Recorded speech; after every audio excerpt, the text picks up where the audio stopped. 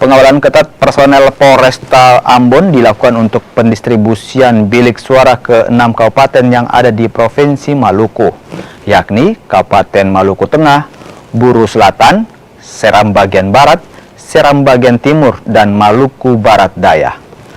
Menurut Kasih Humas Polresta Ambon, pengawalan dilakukan mulai dari pembongkaran hingga pendistribusian ke daerah tujuan. Selain itu, pengawalan ketat juga dilakukan di gudang logistik KPU Kota Ambon.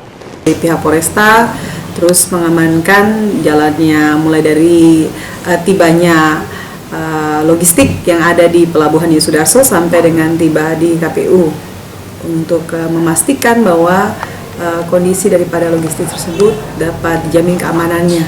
Kemarin ada 2 kali dari tanggal 10, tanggal 11, kemudian sampai dengan saat ini juga masih ada pembongkaran untuk logistiknya. Rencananya logistik ini selain Kota Ambon dibawa ke mana lagi logistik? Ada ke Maluku Tengah, kemudian ada beberapa kabupaten kota yang kita lakukan pendistribusian.